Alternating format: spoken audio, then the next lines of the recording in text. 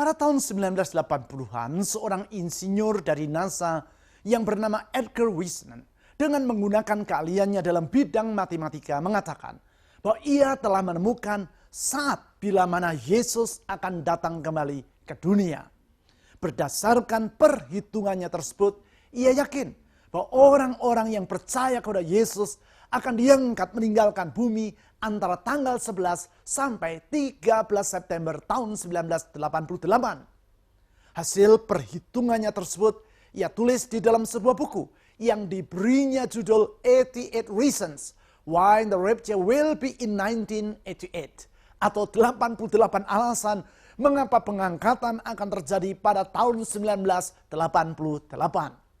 Sedemikian yakinnya Whisenant akan hasil perhitungannya sehingga ia berkata, hanya apabila isi Alkitab salah, barulah saya akan keliru. Artinya, ia berkata bahwa ramalan tentang kedatangan Tuhan Yesus yang kedua kali ke dunia yang dimuat di dalam bukunya adalah sepenuhnya bersumber dari Alkitab. Sehingga kalau ramalannya tersebut meleset, maka berarti Alkitablah yang isinya keliru. Ramalan yang ia buat ini menarik perhatian banyak orang di Amerika. Sehingga buku yang ia tulis tersebut terjual 4,5 juta eksemplar. Hanya saja tanggal 13 September tahun 1988 berlalu. Dan ternyata Yesus tidak datang kembali. Dan pengangkatan tidak terjadi pada tanggal seperti yang ia ramalkan.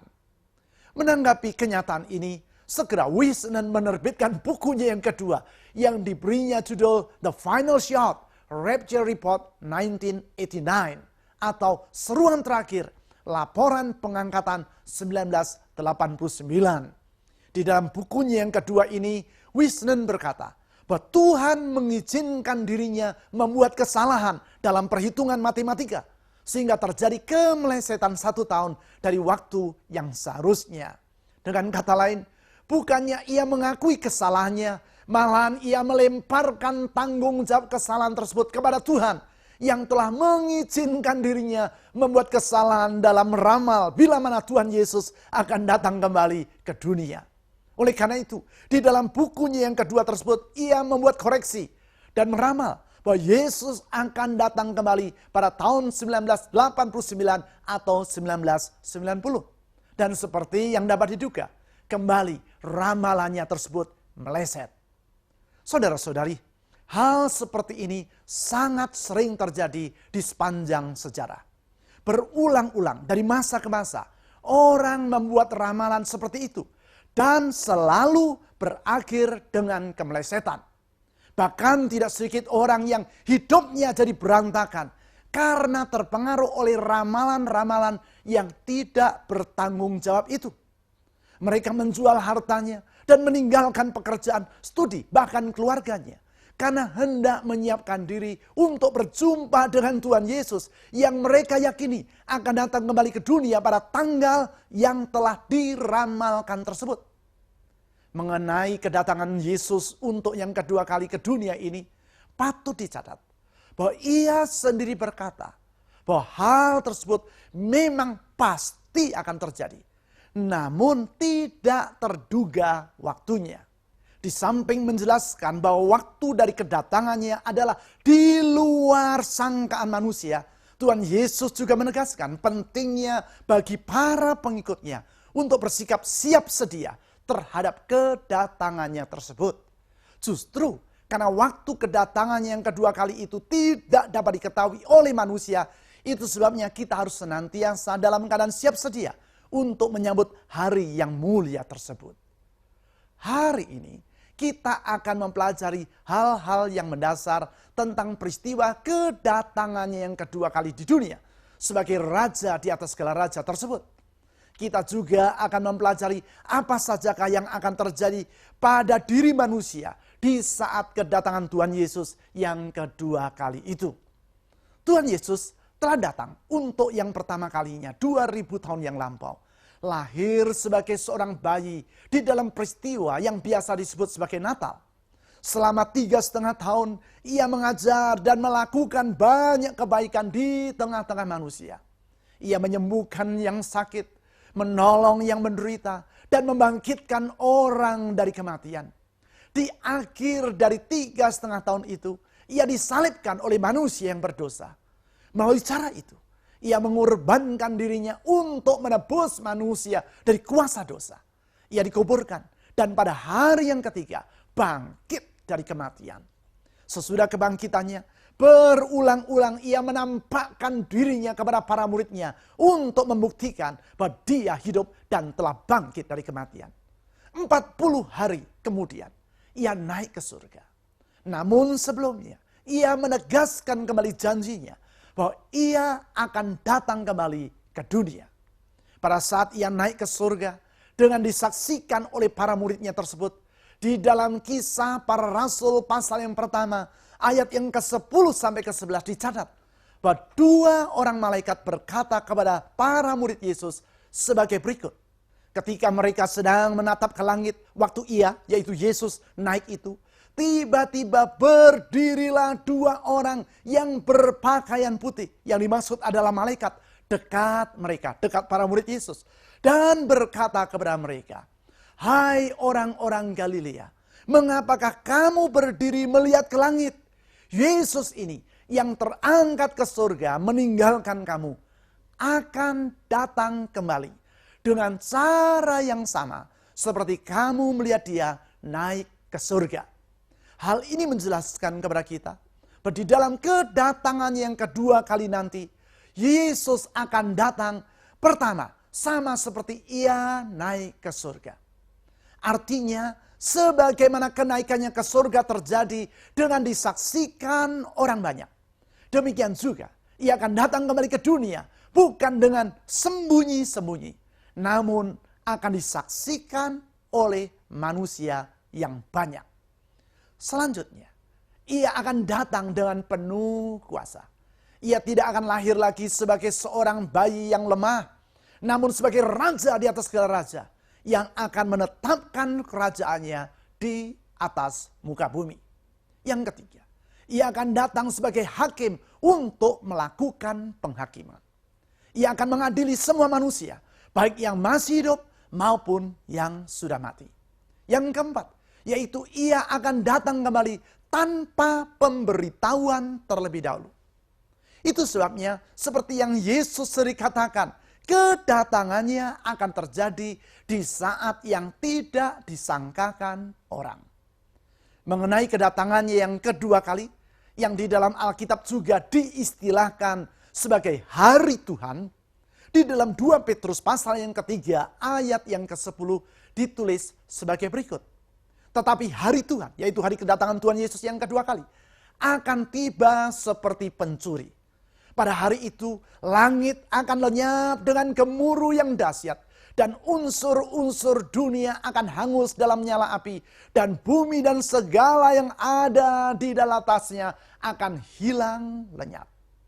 Kedatangan yang kedua kali dikatakan akan tiba seperti pencuri. Artinya tanpa pemberitahuan terlebih dahulu. Tidak ada pencuri yang datang ke rumah seseorang dengan terlebih dahulu memberitahu sang tuan rumah. Harap diketahui, saya akan datang mencuri di rumah Anda pada tanggal ini dan jam sekian. Tidak ada. Pencuri akan datang tanpa memberitahukan terlebih dahulu kapan ia akan datang. Demikian juga dengan kedatangan Tuhan Yesus yang kedua kali nanti. Oleh karena itu, di dalam Matius pasal yang ke-24 ayat yang ke-36, mengenai hari kedatangannya kembali tersebut, Tuhan Yesus berkata, "Tetapi tentang hari dan saat itu, tidak seorang pun yang tahu. Malaikat di surga, tidak. Dan anak pun tidak. Hanya Bapa sendiri." Tidak ada seorang manusia pun yang tahu kapan Yesus akan datang kembali ke dunia. Itu yang Tuhan Yesus katakan. Oleh karena itu, jangan pernah mempercayai ramalan tentang tanggal, bulan, dan tahun kedatangan Tuhan Yesus yang kedua kali yang disampaikan oleh siapapun juga. Saudara-saudari, kedatangan Tuhan Yesus yang kedua kali itu akan disertai dengan peristiwa kebangkitan orang mati. Mengenai hal ini perlu diketahui bahwa di dalam Alkitab dicatat adanya 2 kebangkitan dari orang yang telah mati. Keduanya adalah kesatu, kebangkitan pertama. Kebangkitan ini adalah kebangkitan dari orang-orang yang benar.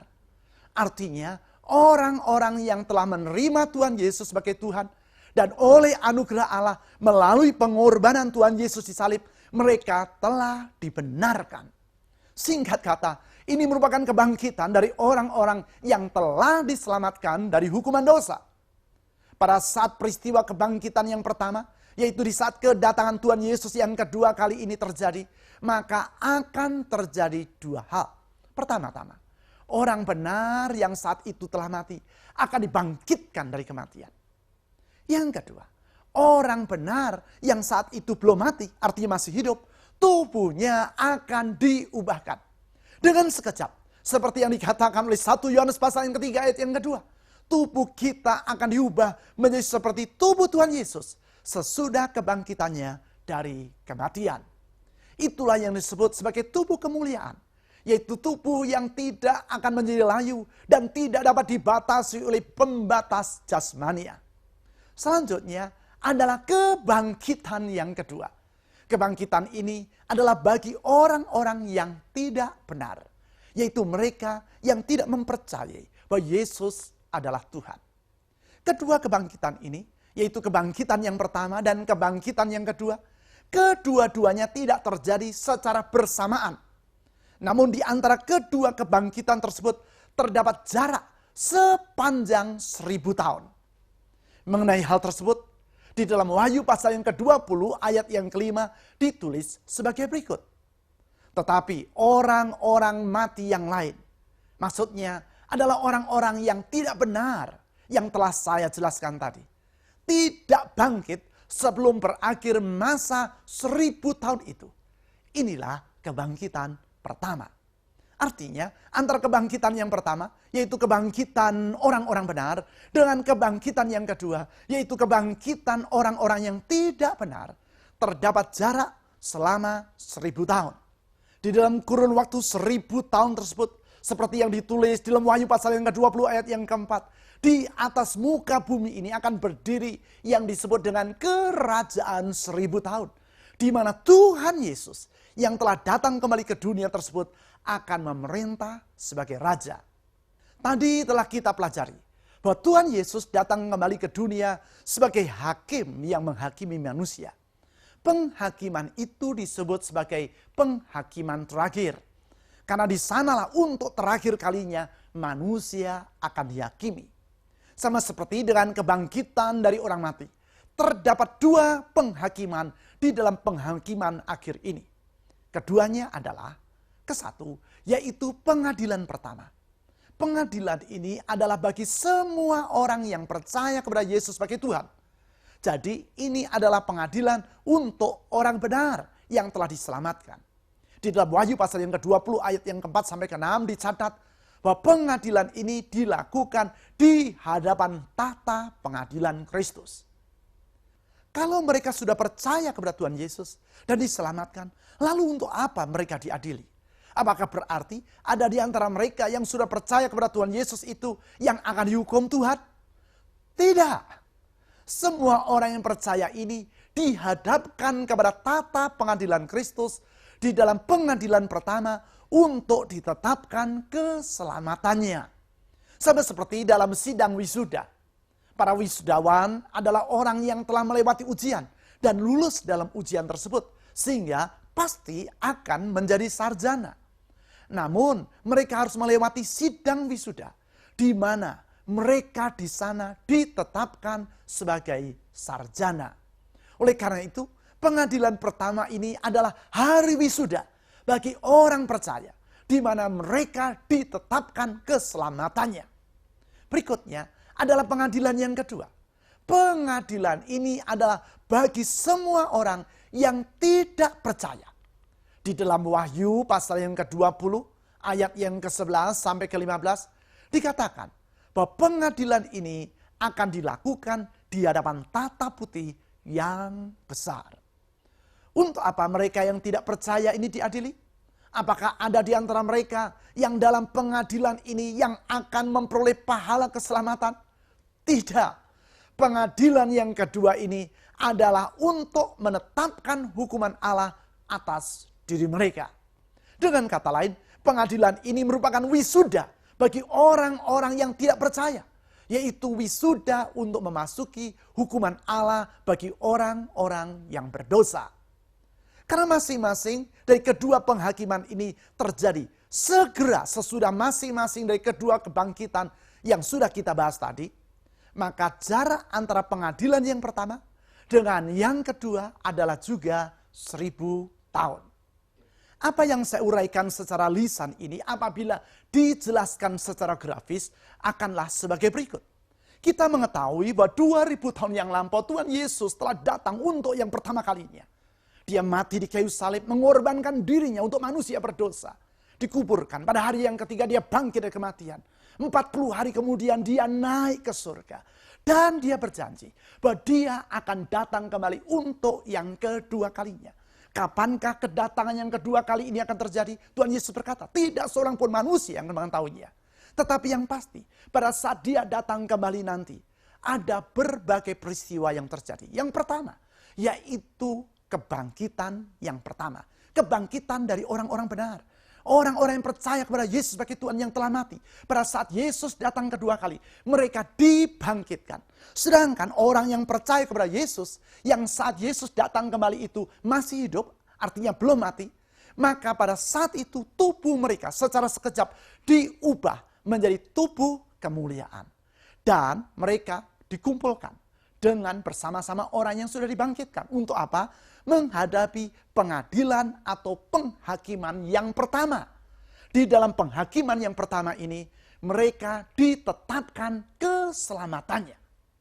Sesudah itu akan terjadi apa yang disebut dengan kebangkitan yang kedua. Kebangkitan yang kedua ini adalah kebangkitan dari orang-orang yang tidak benar. Orang-orang yang tidak percaya kepada Yesus Kristus. Dan di saat mereka dibangkitkan, mereka bersama dengan orang yang tidak benar, yang tidak percaya pada Yesus yang masih hidup, mereka akan dihadapkan kepada pengadilan yang kedua. Apakah yang terjadi dalam pengadilan yang kedua? Di sana diputuskan dan ditetapkan hukuman mereka untuk selama-lamanya. Dan sesudah itu, iblis, para setan, dan para pengikutnya akan dilemparkan ke dalam lautan api, mengalami hukuman untuk selama-lamanya bersama dengan semua orang yang berdosa.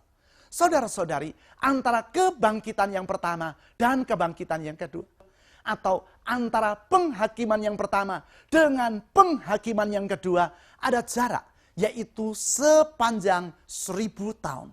Dan disinilah kerajaan 1000 tahun itu ditetapkan. Di dalam pengadilan yang kedua tadi, iblis, setan-setan, dan para pengikutnya akan diadili dan dihukum dalam hukuman yang kekal. Sesudah pengadilan kedua usai, maka Tuhan akan menciptakan bumi dan langit yang lama menjadi bumi yang baru dan langit yang baru. Saudara-saudari, selanjutnya kota Yerusalem yang baru, tempat di mana Allah bertata akan turun dari surga ke bumi yang baru tersebut. Dengan kata lain, sejak saat itu, surga dan bumi akan menjadi satu. Kita yang telah percaya kepada Tuhan Yesus akan tinggal di dalam surga yang sekarang berada di bumi yang baru tersebut. Di dalam surga tersebut, kita akan tinggal bersama-sama dengan Allah. Di situ tidak ada dosa, kematian, dan duka cita. Artinya yang ada hanyalah kebahagiaan bersama dengan Tuhan untuk selama-lamanya. Apakah yang akan kita lakukan di situ? Di dalam Wahyu pasal yang ke-22 ayat yang ketiga dan kelima ditulis sebagai berikut. Maka tidak akan ada lagi laknat. Tahta Allah dan tahta anak domba akan ada di dalamnya. Dan hamba-hambanya akan beribadah kepadanya. Dan malam tidak akan ada lagi di sana. Dan mereka tidak memerlukan cahaya lampu dan cahaya matahari. Sebab Tuhan Allah akan menerangi mereka. Dan mereka akan memerintah sebagai raja sampai selama-lamanya. Artinya inilah yang akan kita lakukan di situ. Yaitu kita akan beribadah kepada Allah. Itu sebabnya dikatakan bahwa surga penuh pujian dan penyembahan kepada Allah. Selain itu, Di dalam Wahyu pasal yang ke-22 ayat yang kelima tadi dikatakan bahwa kita akan memerintah sebagai raja. Kalau kita memerintah bersama dengan Allah sebagai raja, lalu siapakah yang akan kita perintah? Semua makhluk ciptaan Allah lainnya.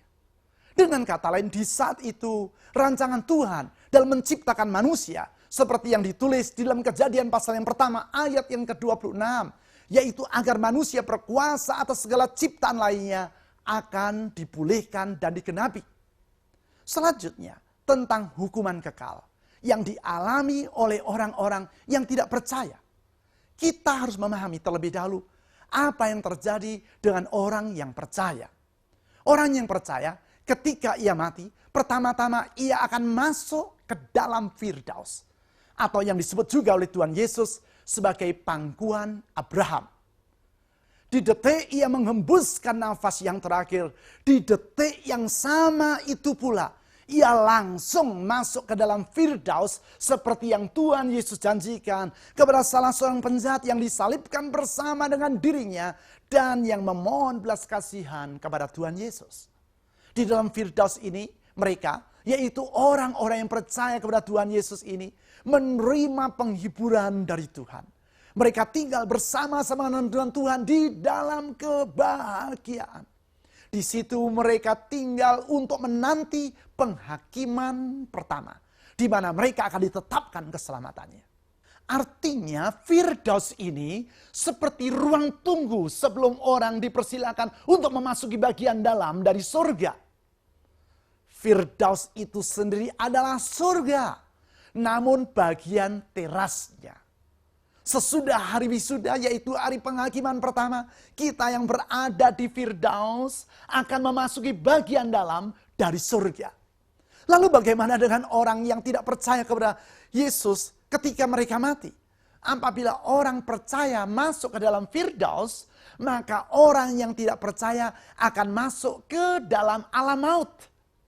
Pada detik mereka mengembuskan nafas yang terakhir, di saat itu juga mereka langsung masuk ke dalam alam maut itu. Di sana mereka menanti penghakiman yang kedua, yaitu di mana hukuman Allah bagi manusia yang berdosa akan ditetapkan. Berarti apabila Firdaus itu seperti atau bagaikan teras dari surga, maka alam maut adalah teras dari neraka. Di dalam alam maut ini, seperti yang Tuhan Yesus katakan di dalam Lukas pasal yang ke-16 ayat yang ke-23 sampai 24, mereka akan mengalami penderitaan sama seperti yang akan mereka alami di dalam neraka. Di dalam Alkitab dijelaskan bahwa neraka adalah lautan api yang tidak terpadamkan. Karena itu, mereka yang berada di sana, di dalam neraka, akan mengalami penderitaan yang mengerikan. Di situ orang akan mengalami kematian yang kedua. Kematian yang dimaksudkan di sini adalah terpisah dari kehidupan. Apabila di dalam kematian yang pertama, tubuh ini terpisah dari roh yang adalah kehidupan manusia, maka di dalam kematian yang kedua, manusia terpisah dari Allah yang adalah sumber kehidupan yang sejati untuk selama-lamanya. Berarti masuk ke dalam neraka artinya hidup terpisah dari Allah untuk selama-lamanya. Di samping itu, neraka adalah tempat iblis, setan, dan para pengikutnya akan dibuang untuk selama-lamanya. Mereka dibuang jauh-jauh dari hadapan hadirat Tuhan. Karena neraka adalah tempat penderitaan, maka di dalam Alkitab, neraka digambarkan sebagai tempat kegelapan yang penuh kertak gigi. Ada orang yang berkata, lebih baik saya masuk neraka. Di sana saya akan bertemu dengan banyak bintang film yang cantik dan tampan. Ini adalah pendapat yang keliru. Sebab pertama, tidak semua bintang film akan masuk ke dalam neraka. Yang kedua, kalaupun orang tadi bertemu dengan bintang film yang cantik dan tampan, di situ mereka tidak akan sempat memikirkan kecantikan dan ketampanan sang bintang film. Karena derita yang mereka sedang alami. Orang yang sakit gigi, menghadapi hidangan yang lezat pun tidak akan dapat memikirkan makanan tersebut. Apalagi menderita dalam neraka. Neraka ini merupakan tempat yang jauh dari hadirat Allah. Itu sebabnya mereka yang masuk ke sana akan mengalami penderitaan Ingat, berada jauh dari Tuhan adalah penderitaan yang sesungguhnya. Sedangkan tinggal dekat dengan Tuhan, itulah kebahagiaan yang sejati. Sekarang, bagaimana kita harus menantikan kedatangan Tuhan Yesus Sang Raja untuk kedua kalinya ini? Di dalam Alkitab diberikan nasihat bahwa inilah yang harus menjadi sikap kita, yaitu hidup berjaga-jaga.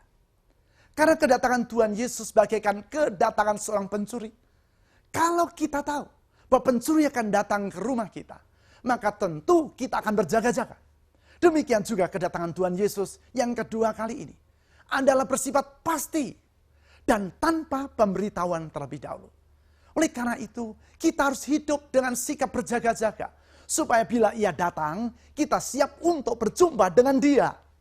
Sikap berjaga-jaga tersebut antara lain adalah dengan hidup diri dari semua perbuatan dosa. Kita harus hidup menjauhkan diri dari semua kenajisan sementara kita masih ada di dunia ini. Di samping itu kita juga harus hidup dengan hati nurani yang murni. Artinya pikiran dan perasaan yang tidak dicemari oleh dosa karena dibersihkan oleh firman Tuhan. Hal yang lain yang perlu kita lakukan dalam sikap berjaga-jaga untuk menantikan kedatangan Tuhan Yesus yang kedua kali adalah dengan hidup melipat gandakan talenta-talenta yang Tuhan sudah berikan kepada kita. Artinya semua kepercayaan yang Tuhan berikan, baik di dalam rumah tangga, pelayanan, maupun pekerjaan, studi, harus kita emban dengan sebaik-baiknya.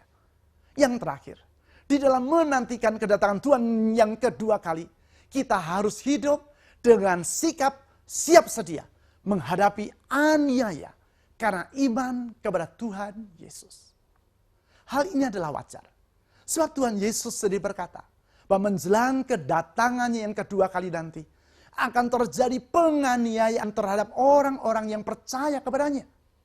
Mengenai hal ini, di dalam Matius pasal yang ke-10 ayat yang ke-22, Tuhan Yesus berkata demikian.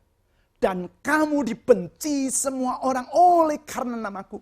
Tetapi orang yang bertahan sampai kepada sudahnya akan selamat.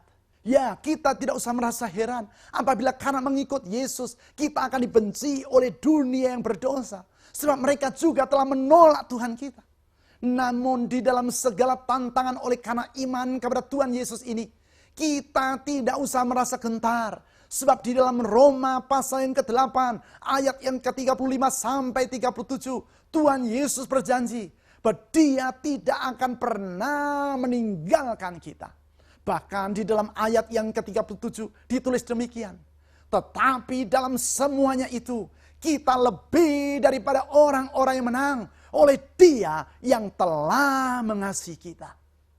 Saudara-saudari, Anda telah menyelesaikan 12 pelajaran dalam kelompok pemuridan pola hidup dalam kerajaan Allah. Dimulai dengan mempelajari tentang jalan masuk ke dalam kerajaan Allah sampai kepada kedatangan Tuhan Yesus yang kedua kali, di mana Ia akan menetapkan kerajaan Allah itu di muka bumi untuk selama-lamanya. Dari mempelajari bagaimana Tuhan Yesus datang pertama kali ke dunia untuk menyelamatkan manusia, sampai kepada bagaimana Tuhan Yesus akan datang yang kedua kalinya ke dunia untuk menghakimi semua manusia. Sekarang waktunya bagi Anda untuk mendiskusikan apa yang telah Anda pelajari dalam buku panduan pemuridan pola hidup dalam kerajaan Allah di dalam kelompok Anda. Saya berharap pelajaran hari ini bukan sekedar menambah pengetahuan Anda, namun menolong Anda untuk senantiasa hidup berjaga-jaga dalam menantikan kedatangan Tuhan Yesus yang kedua kali. Selamat berdiskusi.